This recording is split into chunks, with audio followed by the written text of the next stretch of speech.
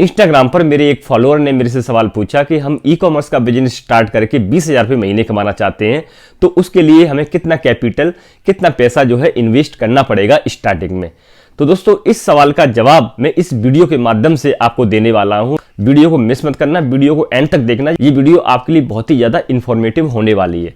दोस्तों, यदि आप एक पैसिव इनकम साइड में जनरेट करना चाहते हैं, 20,000 रुपये या 30,000 रुपये महीना आप जो घर बैठे कमाना चाहते हैं, तो ई कॉमर्स का बिजनेस आप स्टार्ट कर सकते हैं।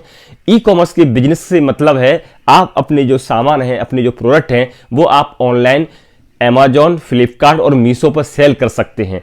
आपको कुछ नहीं करना, बस आपको घर से जो है माल पैक करके रेडी रखना है। कंपनियां वाले आएंगे, आपके यहाँ से माल उठाकर सीधा कस्टमर तक पहुंचाएंगे।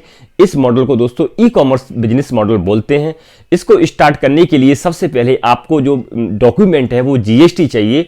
जीएसटी दोस्तों आप सीए से अप्लाई कर सकते हैं। उसमें तकरीबन 1000 से 1500 रुपये का जो है खर्चा आता है, वो एक हफ्ते में आपको जीएसटी मिल जाएगा। जैसे ही डिपार्टमेंट आपको जीएसटी इशू कर देता है, तुरंत आपको फिर आपका नेक्स्ट मंथ से जो आपका फाइलिंग है जीएसटी का हर महीने होगा, चाहे आपकी सेल हो या आपकी सेल ना हो, उससे कोई फर्क नहीं पड़ता। आपको हर महीने जीएसटी फाइल करना है। यदि आपका कोई बिजनेस नहीं हुआ है किसी मंथ, तो आपका जीएसटी मिल जाएगा। तो दोस्तों, इसका जो है एडिशनल हर महीने सीए इसे फाइल करने का 750 से लेके 1000 रुपये की फीस फाइल करते हैं। ये डिपेंड करता है आपका सीए कितना आपसे चार्ज करता है। तो एडिशनल खर्चा जो है आपका जीएसटी लेते ही 750 से 1000 रुपये का ये शुरू हो जाता है। फिर ई कॉमर्स का बिजनेस स्टार्ट करने के लिए आपको एक लैपटॉप चाहिए, जिस पर आप जो है अपनी लिस्टिंग करेंगे, ऑर्डर प्रोसेस करेंगे। तो उसके लिए आपको एक लैपटॉप चाहिए जो कि 25 से 30,000 रुपये का आपको मिलेगा, और एक थर्मल प्रिंटर चाहिए जिससे हम शिपिंग लेवल वगैरह निकालेंगे। जो जब ऑर्डर आएगा तो उस ऑर्डर के ऊपर कस्टमर की सारी डिटेल होती है, बारकोड होता है, बायर का एड्रेस होता है, तो उसमें शिपिंग लेवल में तो वो थर्मल प्रिंटर से निकलते हैं। कंपनियों की पॉलिसी है कि तो उसमें थर्मल प्रिंटर ही चाहिए। इसके अलावा दोस्तों, आप जिस कंपनी पर सेल कर रहे हैं, जैसे आप मान लो Amazon पर सेल कर रहे हैं, या फ्लिपकार्ट पर सेल कर रहे हैं, या फिर मीशो पर सेल कर रहे हैं, तो इन तीनों कंपनियों के अपने ब्रांडेड पैकेजिंग मटेरियल है जिनको आपको परचेज करना पड़ेगा, जिसमें आपको पॉली बैग, टेप और जो थर्मल प्रिंटर के जो रोल वगैरह आते हैं, वो सब मिला के तकरीबन 50,000 रुपये का दोस्तों खर्चा आपका इसमें चला जाएगा।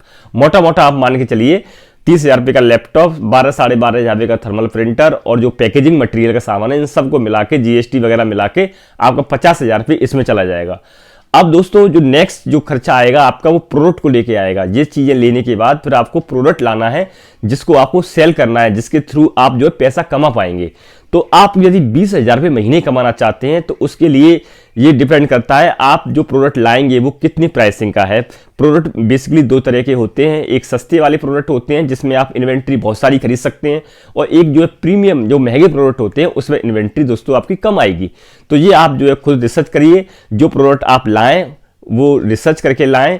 ऐसे प्रोडक्ट लेकर आए हैं जिनकी डिमांड जो है मार्केट में हाई हो और जिनका कंपटीशन है वो दोस्तों कम हो। अब आप कितना पैसा कमा सकते हैं, 20,000 कमा सकते हैं, 30,000 कमा सकते हैं, ये डिपेंड करता है आपके प्रोडक्ट के ऊपर, जो आप प्रोडक्ट रिसर्च करके लाएंगे। वैसे प्रोडक्ट रिसर्च कैसे करते हैं, इसके ऊपर मैंने एक अलग से वीडियो बनाई है। चाहो तो आप उस वीडियो को मेरे YouTube चैनल पर जाकर देख सकते हैं। उसका मैं लिंक जो है वीडियो के नीचे दे दूंगा, या फिर आप आई बटन पर ऊपर क्लिक करके भी वो वीडियो देख सकते हैं। अब दोस्तों सपोज दैट आप जो है ये प्रोडक्ट लेकर आए। ये एक जो है टॉयज कैटेगरी में, एजुकेशनल टॉयज जो बच्चों के खिलौने होते हैं, उस कैटेगरी में ये एक प्रोडक्ट है। ये प्रोडक्ट दोस्तों आपको इंडिया मार्ट पर 75 रुपये से लेकर 100 रुपये पर पीस के हिसाब से मिल जाएगा। यदि आप इसके उस सप्लायर से कॉन्टेक्ट करते हैं और उससे ज़्यादा क्वांटिटी में माल लेते हैं, तो यही प्रोडक्ट वो आपको हो सकता है और सस्ता दे दे। और दोस्तों, ये प्रोडक्ट Amazon के ऊपर 429, 399 और कोई सेलर तो दोस्तों 400 रुपये तक का इसको सेल कर रहा है। यानी कि देखा जाए तो इसे 75-100 रुपये तक, यदि 100 रुपये का मतलब ये है कि यदि इस प्रोडक्ट को आप खरीद कर 100 रुपये में सारा जीएसटी वीएसटी सब मिला मिलू के यदि ये 100 रुपये में पड़ रहा है और ये 400 रुपये में आप इसको सेल कर रहे हैं, तो इस प्रोडक्ट के ऊपर आप मोटा मोटा जो है 100 रुपये से लेके 150 रुपये तक जो है प्रॉफिट मार्जिन आप कमा सकते हैं इस प्रोडक्ट के ऊपर। यदि सपोज दैट आपको इस पर 120 या 130 रुपये इस प्रोडक्ट के ऊपर प्रॉफिट मार्जिन मिल जाता है, तो आप यदि इसके 10 ऑर्डर जो है पर डे निकाल देते हैं, 10 ऑर्डर पर डे डिलीवर हो जाते हैं, तो 120-130 रुपये से दोस्तों आपके 1200-1300 रुपये पर डे हो गए और महीने के आपके 40-42 हज़ार रुपये हो गए। तो सिर्फ 10 प्रोडक्ट बेचने पर। अब मान लो इस प्रोडक्ट को जब आप लॉन्च करेंगे अमेजोन के ऊपर या फ्लिपकार्ट के ऊपर, तो वहां पर जो है आपको 200-300 रुपए का पर डे आप ऐड भी लगाते हैं, जिससे आपकी प्रोडक्ट के ऊपर ट्रैफिक आए, सेल आए, 200-300 रुपए का ऐड लगाते हैं और 10 ऑर्डर डिलीवर हो रहे हैं, तो मान लो उसमें 2 ऑर्डर आपके कस्टमर रिटर्न भी आ जाते हैं। तो 1200-1300 रुपए में से आप जो है 300 रुपए आप ऐड के निकाल दो जो पर डे चलाओगे, और 250-300 रुपए दोस्तों आप जो है कस्टमर रिटर्न का चार्जेस काट दो। अब कस्टमर रिटर्न में भी यदि कस्टमर ने डैमेज करके ये प्रोडक्ट सेंड किया है तो वो उस पर आप SPF क्लेम करेंगे, तो वो उस पर आपको SPF क्लेम करेंगे तो वो आपको पैसा भी मिल जाएगा। लेकिन यदि वो कस्टमर ने पसंद नहीं आया, रिटर्न कर दिया है, तो 300-400 रुपये आप उसके भी निकाल दो, फिर भी दोस्तों आप 35,000 रुपये महीने इसके 10 प्रोडक्ट सेल करने से सिर्फ कमा सकते हो। तो दोस्तों अब इसकी यदि स्टार्टिंग में ये 100 रुपये का प्रोडक्ट आपको पड़ रहा है, तो 100 रुपये के प्रोडक्ट पर यदि आप इसकी मान लो स्टार्टिंग में 100 पीस भी बनाते हैं तो 10,000 रुपये का माल इसका जो आएगा। और प्रॉफिट मार्जिन जो आपको मैंने आपको बता दिया कैलकुलेशन कैसे करेगा। तो ये प्रॉफिट मार्जिन जो होता है और प्रोडक्ट की जो प्राइसिंग होती है, ये सब डिपेंड करती है। हाई प्राइस का प्रोडक्ट लेके आएंगे तो उस पर प्रॉफिट मार्जिन भी हाई रहेगा, और लो प्राइस के लेके आएंगे तो उस पर प्रॉफिट मार्जिन भी लो रहेगा।